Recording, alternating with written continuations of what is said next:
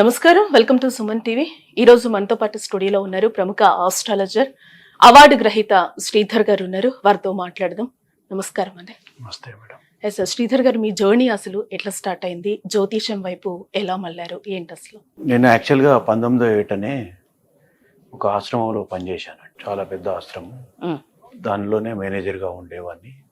అందులో ఉన్నప్పుడే చాలా విషయాలు, మంచి కానీ చెడు కానీ, దాదాపుగా 5 సంవత్సరాలలో నేను పడుకున్న రోజులు వేళ్ళ మీద లెక్క పెట్టచ్చండి. అంత కష్టపడ్డారండి. నా ఇంటి నుంచి డబ్బులు తీసుకుపోయి మరి ఆశ్రమానికి పెట్టి అంత బాగా కష్టపడ్డాను. అప్పుడు నాకు మధ్యలో ఒక సంఘటన ఎదురైందండి. అసలు ఆశ్రమం నడుపుతుంది అతను కాదండి, వాళ్ళ గురువు గారి ఆధ్వర్యంలో నడుస్తుంది అని. ఆయన పిచ్చోని లెక్క ఉండేవాడు, అప్పుడప్పుడు వచ్చిపోయేవాడు. మా మధ్యలో ఈ విధంగా కొంచెం పరిచయం నడిచింది. చాలా వేల మంది వచ్చేవారు. ఆ గురువు గారికి నాకు మధ్యలో తోటలో అటు ఇటు తిరుక్కుంటూ మేము మాట్లాడుకునేవాళ్ళం. మా మధ్యలో మంచి పరిచయం, అనుబంధము, ఆప్యాయత అన్నీ. నా గురించి అన్నీ చెప్పేవాడు హ్యాపీగా. ఏంటి నువ్వు ఇలా బతకాలి, ఇట్లా ఉండాలి, నువ్వు దీనికి చేస్తున్నావు, ఈ ఇంత స్థాయి నుంచి ఈ స్థాయికి తీసుకొచ్చావు దీన్ని, ఆశ్రమాన్ని. అసలు నీకు ఆకలి నిద్ర అవన్నీ భగవంతుడిచ్చిన వరము. అప్పుడే నేను చాలా చూశాను ఆయన మహిమల్ని. చాలా అంటే నా కళ్ళారా చూశాను. అప్పుడు ఆ టైములనే ఆయన నాకు దారబోస్తా అన్నాడండి. ఈ శక్తులను కానీ, గురు విద్యలను కానీ, వానికి అన్యాయంగా చేశాను నాయన, నువ్వు తీసుకో అని చెప్పంటే, నేను అప్పటికి నాకు ఇంకా పెళ్లి కాలేదండి. పెళ్లి కాకపోయేసరికి నేను ఇవన్నీ చూశాను. కొన్ని మంచి చూశాను, చెడు చూశాను. మంచి చూశాను, చెడు చూశాను. నాకు అర్థమైంది, నాకు ఇంకా పెళ్లి కాలేదు. ఇంటికి పోతే మాది పెద్ద ఫ్యామిలీ అండి, చాలా పెద్ద ఫ్యామిలీ. ఇంటికి పోతే ఎట్లయినా పెళ్లి చేస్తారు. స్వామి నేను ఇప్పుడు వద్దండి, నేను పోయి వచ్చిన తర్వాత నాకు ఎప్పుడైతే అనిపిస్తుందో అప్పుడు నేను చేస్తానండి అని చెప్తే, నేను ఖచ్చితంగా నువ్వు నా దగ్గరికి వస్తావు అని చెప్పి అన్నాడండి. నేను వచ్చాను ఇంటికి. అక్కడ కొంచెం మంచిగానే సాగదంపారు. వచ్చాను, ఇంటికి వచ్చాను. బిజినెస్లో బాగా బిజీ అయిపోయాను. చాలా అంటే చాలా. నా కిందనే ఒక 200 మంది పనిచేస్తారు. ఓకే, ఆశ్రమంలో ఉన్నారు, అంతా బాగుంది. మీకు జ్యోతిషం వైపు వెళ్ళాలి అని ఎందుకు అనిపించింది శ్రీధర్ గారు? అసలు జ్యోతిష్యం వైపు వెళ్ళాలని కాదు కానండి, యాక్చువల్గా నాకు మంచి బిజినెస్ ఫామ్లో ఉండగా నా జీవితంలో ఒక మరపురాని సంఘటన జరిగిందండి. ఆ సంఘటన వల్ల పూర్తిగా వైరాగ్య స్థితికి వెళ్ళిపోయాను. వెళ్ళిపోయి నా కారులోనే డ్రైవర్ను తీసుకొని దాదాపు ఒక 6 నెలలు ప్రతి ఒక్క ఇండియాలో ఉన్న ప్రతి ఒక్క దేవాలయం దర్శించాను. శ్రీశైలం మొదలు పెట్టుకొని మళ్ళీ శ్రీశైలం దాకా. ఇక నాకు అంటే ఈ యొక్క జర్నీ ఆపేద్దామనే ఒక ఉద్దేశంతో ఆ కారును వెళ్ళగొట్టేశాను. వెళ్ళగొట్టి ఒక 3 months నా యొక్క మానసిక స్థితి మంచిగా లేకుండే. ఆ అడవులో పంటి తిరిగేవాడిని. అప్పుడు నేను ఒక ఆడ పడిపోయాను, నాకు తెలియదు. అప్పటికే 15 days అవుతుంది కావచ్చు భోజనం చేసి, వాటర్ తాగి. అప్పుడు ఒక 10 days తర్వాత నాకు తెలివికి వచ్చి చూస్తే ఒక గుహలో ఉన్నాను. ఇక్కడ ఒక 103, 104 సంవత్సరాలు ఉంటాయి. ఒక గురువు యోగా, అది అఘోరా, అతను నాకు లేపి అది చేసి నేను అక్కడే ఉంటా అని అప్పుడప్పుడు ఆయన దగ్గరనే సేవ చేసుకుంటూ ఉండేవాడిని. అక్కడనే ఉంటా అని చెప్పాను. అక్కడనే ఉంటా అని చెప్తే, ఇంకా నీ కర్మ అయిపోలేదు నాయన, నువ్వు ఇంకా నేను చెప్పిన ప్లేస్కి పోయి ఉండు, అంతా నీ దగ్గరికి అందరు మళ్ళీ మొత్తం మీ ఫ్యామిలీ వస్తారు, నీ కర్మ అయిపోయిన తర్వాత మేమే తీసుకొచ్చుకుంటాం. చాలా రోజులు, ఒక 1 నెల 15 రోజులు నచ్చ చెప్పి నన్ను మళ్ళీ ఇక్కడికి పంపించడం జరిగింది. ఆయన కొన్ని అద్భుతాలు చేసి వరాలు ఉన్నాయి, పంపించడం జరిగింది. ఆ ద్వారా నేను ఈ జ్యోతిష్యంలోకి కొన్ని అన్ని చర్చ చేసుకుంటూ వస్తున్నాను అంతే. జన్మ జాతకానికి గోచారానికి తేడా ఏంటి శ్రీధర్? జన్మ జాతకానికి గోచారానికి తేడా అనేది, గోచారం అనేది జనరల్గా ప్రిడిక్షన్ అండి. అంటే ఓన్లీ ప్రపంచం ఏ విధంగా నడుస్తుంది, ప్రపంచం యొక్క ఆటుపోట్లను ఏ విధంగా పోతాయి, మనిషికి సంబంధించిందే కాదండి. అందులో మనుషులు కూడా ఉంటారు కాబట్టి అందులో 20% ఎఫెక్ట్ పడుతుంది. అదే జన్మజాతకం అలా కాదు. పుట్టిన లగ్నం ఏడుంది, అక్కడి నుంచి చంద్రుడున్న రాశి నుంచే రాశి ఫలాలు చూస్తారు. అది కేవలం ఒక మనిషి మీద 18 నుంచి 19, 20 వరకే పడుతుంది.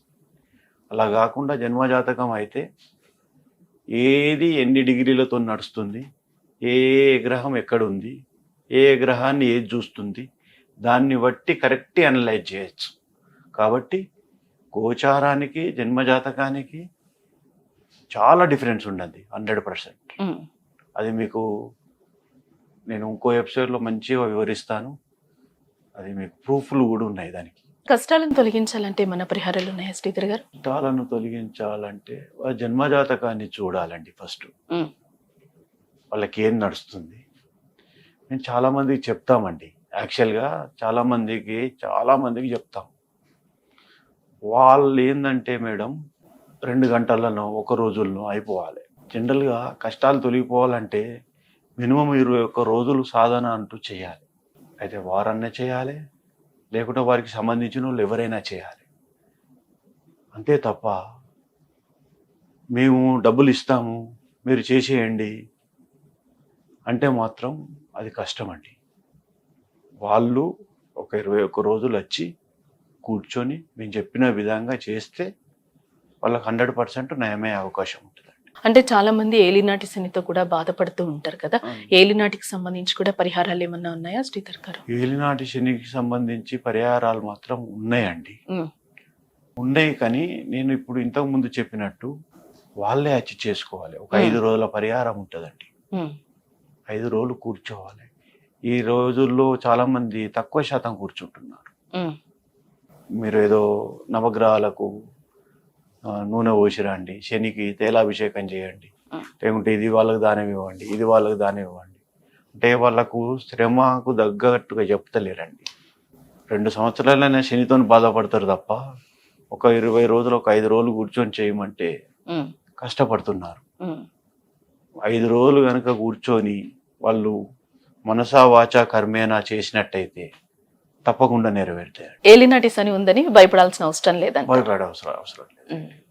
ఏలినాటి శని దోషం ఎప్పుడు కానీ శని మనిషిని హింసిస్తాడు తప్ప కర్మానుసారము హింసిస్తాడు తప్ప జనరల్గా మనిషిని బాధ పెడతాడు తప్ప ఏమి చేయడండి. ఏమైనా చేయాలంటే మన జాతక కుండల్లో ఇన్ని గ్రహాలతో పాటు ఇంద్రుడు, వనరుడు, యమధర్మరాజు ఈ 3 కూడా కీలక పాత్ర పోషిస్తారండి. ఇది ఒక్కటి అబ్జర్వ్ చేయాలి. చాలా మందికి తెలియని విషయం ఏంటంటే ఇన్ని గ్రహాలు మంచిగా ఉన్న ఒక ఇంద్రుడు ఒక చెడ్డ చూపు చూశాడు అనుకోండి, జీవితం అంతా అతలాకుతలం అవుతుంది. ఒక వనరుడు చెడ్డ చూపు చూశారనుకోండి, మీరు జస్ట్ ఒక యాదగిరి గుట్ట ఇట్లా ట్రిప్ వెళ్ళిరండి, మీ కళ్ళ పంటి నీళ్లు కారుతూ ఉంటాయి, ముక్కు కారుతూ ఉంటుంది, గొంతు ఇన్ఫెక్షన్ అవుతుంది, కడుపులో అంత గడబిడ అవుతుంది, ఇన్ని అవస్థలు అవుతాయి. కాబట్టి మనం దాన్ని కూడా పరిగణలోకి తీసుకోవాలి కంపల్సరీ. చాలా వరకు కూడా వాస్తు లేకపోతే ఆరోగ్య సమస్యలు వస్తూ ఉంటాయని అంటూ ఉంటారు. నిజంగానే అట్లాంటి సమస్యలు వస్తాయంటారా? ఎక్కువ అవుతాయా వాస్తు సరిగ్గా లేకపోతే ఆరోగ్య సమస్యలు? లేదమ్మా, అలాంటిది ఏమి ఉండదు. గ్రహబలం గట్టి ఉంటే మాత్రం వాస్తు కాదు కదా, ఏ శాస్త్రం కూడా న్యూమరాలజీ కావచ్చు, లేకుంటే ఈ వాస్తు శాస్త్రం కావచ్చు, చాలా ఉన్నాయి. ఇంకా ఇలాంటివి మనిషిని అంత ప్రభావితం చేయవమ్మా.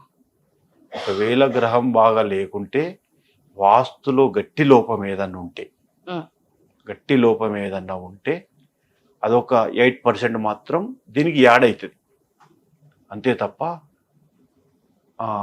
సపరేట్ ఒక వాస్తు వల్లనే ఒక ఆరోగ్యం చెడిపోతుంది, ఒక వాస్తు వల్లనే ఇది అయిపోతుంది. నేను జనరల్గా చూస్తూ ఉంటా కదా, ఆ ఇంట్లోనే పుడతారు, ఆ ఇంట్లోనే పెరుగుతారు, ఆ ఇంట్లోనే ఉద్యోగాలు వస్తాయి, ఆ ఇంట్లోనే పెళ్ళిళ్ళు అవుతాయి. మళ్ళీ ఎవడో వచ్చిండు అని చెప్పి వాస్తు మళ్ళీ ఆ ఇంటినే రిపేర్ చేస్తూ ఉంటారు. అది అలా చేసుకోకండి. జనరల్గా మంచి వారిని పిలిపించుకొని అడగండి, బాగుంటుంది. అలాగే సంతానం లేకపోవడం, పెళ్లి ఆలస్యం, విదేశీయానం అవకాశాలు, వ్యాపారాల ఎదుగుదల, వాటికి ఖచ్చితమైన పరిష్కారాలు ఏమైనా చెప్తారా శ్రీధర్ గారు? ఉంటాయండి. కానీ చేయించుకునే వాళ్ళకు, చెప్పే వాళ్ళను చేయించుకునే వాళ్ళతోని మంచి 21 రోజుల పాటు మేము ఏదైతే చెప్తామో, మేము ఏదైతే పూజ చేస్తున్నామో, అది దాని యొక్క ప్రభావాన్ని బట్టి, కుజదోషం అన్నారండి. కుజదోషంలా 32 రకాలు ఉన్నాయి, తెలుసా మీకు? 32 రకాలలో అందులో 11 రకాలు చెట్టుకు తాలిగట్టిచ్చేటివే ఉన్నాయి. 3 రకాలు నపుంసకంతో తాలిగట్టిచ్చేటివి ఉన్నాయి. మిగతా ఒక 7 రకాలు జంతువులు అయి ఉన్నాయి, మిగతాయి వేరే రకంగా ఉన్నాయి. ఆ విధంగా మేము ఏదైతే చేస్తుంటామో వాళ్ళు కూడా కొన్ని పద్ధతులు పాటిస్తూ రావాలి. వచ్చినప్పుడు మాత్రమే ఒక 21 రోజుల్లో ఆ ప్రభావం అనేది 99% తగ్గుతుందండి. అది పిల్లల విషయంలో కావచ్చు, ఇటు కుజదోషం విషయంలో కావచ్చు, ఇటు బిజినెస్ ఎదుగుదల కావచ్చు, ఏదైనా కూడా మేము చెప్పిన పద్ధతి ప్రకారంగా 21 రోజులు మాత్రం పాటించగలిగితే, నేను చెప్పడం అంటే నేను చెప్పడం కాదండి, పురాణాలు అవి ఇతిహాసాలు చెప్తున్నాయి, ఉపనిషత్తులు చెప్తున్నాయి, నేను చెప్పడం కాదు. కాబట్టి 21 రోజులు మేము చెప్పినట్టు వాళ్ళు చేయగలిగితే వాళ్ళ ఖచ్చితంగా పరిష్కారం దొరుకుతుందండి. ఇంకోటి అంటే ఇప్పుడున్న టెక్నాలజీలో దయ్యాలు భూతాలు ఉన్నాయంటారా? వాటిని నమ్ముతున్నారా? 18 ఏట లోపట నమ్మపోయేవాడిని అండి, కానీ నమ్మాల్సి వచ్చింది. ఒక అమ్మాయి, ఇదే నేను ఇంతకుముందు చెప్పాను చూడండి, గురువు గారని, ఆమె ఆల్వేస్ రెడీ. ఒక అతను రావుస్, ఒక అతను 3 సంవత్సరాలు తింపి తింపి తింపి తింపి మంచంలో పడేశాడు. ఆమెకు అన్ని మంచంలో జరుగుతున్నాయి, వాళ్ళ భార్య. అప్పుడు మా గురువు గారిని తీసుకెళ్తే ఇంటి ముందటికి ఇట్లా కారు పోగుడుతోనే, అప్పుడు అంబాసిడర్లు ఉండేది, కారు పోగుడుతోనే ఆమె 3 సంవత్సరాల నుంచి లేవంది చక్కగా పోయి వంట రూమ్లో కూర్చున్నదండి. నేనే పరిశాన్ అయినా, తీసుకురండి తీసుకురండి అంటే వాయిస్ వస్తుందండి, వాయిస్ వస్తుంది. తీసేసేగల కెపాసిటీ ఉన్న వ్యక్తికి జస్ట్ బొట్టు పెడితే ముర్చపడిపోతుంది. ఓన్లీ ఇప్పుడు సినిమాలో చూపించినట్టు ఈ విధంగా ఇలా రావడం అలా రావడం, ఇందులో మంచి ఉంటాయి, చెడ్డవి ఉంటాయి, పిచ్చి లేపేటివి ఉంటాయి, పిచ్చి లేపని ఉంటాయి. దాన్ని మనం తాంత్రికం ద్వారా మాత్రమే దాన్ని అంటే పోగొట్టచ్చు. నేను అది నమ్ముతానండి, 100% ఉన్నాయి. దాని వాయిస్లు కూడా కొన్ని వేల సార్లు విన్నాను, నేను నమ్ముతాను. దయ్యాలు భూతాలు అయితే ఉన్నాయండి, ఉన్నాయి. అది ఎప్పుడు కలియుగంలో మనిషి చనిపోవుడుతోనే 354 రోజులు, 360 రోజులు ఉంటుంది కదండి, 354 రోజులు ఆత్మ అనేది బయటనే తిరుగుతూ ఉంటుంది, పోదు, అంతర్లీనమైపోదు, బయటనే తిరుగుతూనే ఉంటుంది. కాబట్టి ఆ 30 కిలోమీటర్ల సరౌండ్లా ఎవరైతే క్షుద్ర పూజలు చేస్తారో వాళ్ళ ఇండోర్లోకి వెళ్ళిపోతుంది. లేదో చాలా గ్రహం వీక్ ఉందనుకోండి, వాళ్ళ లోపలికి వెళ్ళిపోతుంది. అప్పటిదాకా ఉన్న వాళ్ళు 40 సంవత్సరాల దాకా డీసెంట్ లైఫ్ గడిపే వాళ్ళు అప్పటిదప్పుడే కొత్త కొత్త అలవాట్లు అవుతూ ఉంటాయి. మీరు అబ్జర్వ్ చేయండి, అరే 40 సంవత్సరాలు ఒక వెలిగిండు, ఇప్పుడే ఇట్లా తయారయ్యాడు అని. రాకేష్ మాస్టర్ చూశారుగా సినిమాలో, అంత పిచ్చి పిచ్చి అయి చనిపోయాడు. ఆ విధంగా గ్రహ ప్రతీక ఏ పూజలు చేయాలంటారు? గ్రహ ప్రతీక అనే దానికి పూజలు అనేటి వాటి అన్ని గ్రహాలు మంచియేనండి, అన్ని గ్రహాలు చెడ్డే. కానీ ఆ మనిషికి ఏ గ్రహం అయితే నడుస్తుందో అది బ్యాడ్గా ఉందా, దాని మీద ఏదైనా దృష్టి చూస్తుందా అనే దాన్ని బట్టి మనం నిర్ధారించబడుతుందండి. అప్పుడు మనం పూజలు చెప్తాం. అంతే తప్ప రవిగ్రహం నడుస్తుంది కదా, రవికే పూజలు చేయాలి అని కాదండి. రవి బలంగానే ఉంటాడు. రవి బలంగా ఉన్నా, రవి బలంగా పోతున్నా, ఒక 4 గ్రహాలు కనుక వేరే దృష్టితో చూశాయి అనుకోండి, ఈ రవి ఆటోమేటిక్గా వీక్ అయిపోతాడు. అప్పుడు ఈ రవి ఏం చేయలేడు. కాబట్టి వీటిని కాదు, చూసే వాటిని మనం కంట్రోల్ చేయాలి. ఆ 4 గ్రహాలకు, ఆ 3 గ్రహాలకు చేయాలి. ఇది నేను ప్రత్యేకించి మీరు అడిగిన ప్రశ్నకు నేను చెప్పేదానికి కొంచెం సంబంధం ఉంటూనే ఉంటుంది. కాకపోతే ఏంటంటే ఈ చాలామంది విషయాలల్లో కొన్ని తప్పులు జరుగుతున్నాయి కాబట్టి నేను చెప్తున్నాను. వాటికి సరి చేస్తే ఇది ఆటోమేటిక్గా సెట్ అయిపోతుంది. ఒక మనిషి నడుస్తుంది అనుకోండి, ఏదన్నా ఒక వస్తే ఇది ఆగిపోదా? అదే విధంగా ఉంటుంది. అఘోరాల జన్మరహస్యం. జన్మ రహస్యాలంటూ నాకు తెలియదు కానీ మేడం, వాళ్ళ జీవిత శైలి మాత్రం చాలా బాగా తెలుసండి. ఎందుకంటే నన్ను తీసుకుపోయింది కూడా ఒక అఘోరనే లోపలికి. వాళ్ళ శైలి మాత్రం తెలుసండి. అఘోరం అంటేనే ఏ ఘోరం లేనిదే అఘోరం. వాళ్ళ జీవిత శైలి మాత్రం, వాళ్ళ పంచభూతాలే ఆహారం అండి. పంచభూతాలే వాళ్ళకి ఆహారం. విన్నావా? ఎప్పుడు కానీ ఎవరైనా ప్రపంచం దేశం చల్లగా ఉండాలని చూస్తారు తప్ప వాళ్ళకు ఇంకోలకు అన్యాయం చేయడం అంటూ జరగదండి. అఘోరాలు, నిజమైన అఘోరాల దగ్గరికి ఒక అసాధారణమైన వ్యక్తి పోయి కలవడం అనేది జరగదు. అది పూర్వజన్మ సుకృతం ఉంటే తప్ప. వాళ్ళ మీద ఇంకో రూమర్ ఉందండి. శవాలను తింటారు, ఇది చేస్తారు. వాళ్ళు శవాలను తినడం అనేది ప్రకృతిలో చీమ కానించి ప్రతి ప్లాస్టిక్ బాటిల్ కాంచి అన్ని పనికి వేస్తాయి. కానీ చచ్చిపోయిన శవం మాత్రం గంటలో విషం అవుతుంది. అందుకే ఆ శవం తీసుకెళ్తారు. ఆ తీసుకెళ్ళి కూడా ఈ ఒక అఘోరి కావాలంటే 12 సంవత్సరాలు సాధన చేయాల్సి ఉంటుంది. వాళ్ళు సాధన చేసి వచ్చిన తర్వాత ఆ కోసిన ముక్క, ఇంతంత ముక్కని ఇస్తారు వాళ్ళు తినుమని. ఆ తినుమని ఇచ్చినప్పుడు వాళ్ళకు ఆ వాంతులు విరోచనాలు కాకపోతే అప్పుడు వాళ్ళ దాంట్లో చేర్చుకుంటారు. వాంతులు విరోచనాలు అయితే దానికి విరుగుడు మంది ఇచ్చి నువ్వు పని చేయకపో అని పంపిస్తారు. లోక కళ్యాణం కోసం 100% పనిచేస్తారండి. లోక కళ్యాణం కోసమే వాళ్ళు బతుకుతారు. పంచభూతాలే వాళ్ళ ఆహారం. విన్నావా? లోకంలో ఏ విపత్తు వస్తుందనగానే వాళ్ళు బాగా అలర్ట్ అయిపోయి అన్ని విధాల జలంలో ఉండగలుగుతారు, అటు హిమాలయాల్లో మంచులో ఉండగలుగుతారు, ఎటువంటి పరిస్థితుల్లోనే ఉండగలుగుతారు. వాళ్ళు గొప్ప వాళ్ళండి, ఈశ్వరునితో సమానం. అందులో ఏమాత్రం డౌట్ లేదు. మీ సమస్య నుంచి బయటపడాలి అనుకుంటున్నారా? అయితే స్క్రీన్ మీద ప్లే అవుతున్న నెంబర్కి కాల్ చేస్తే మీ సమస్యలన్నీ పరిష్కారం అవుతాయి.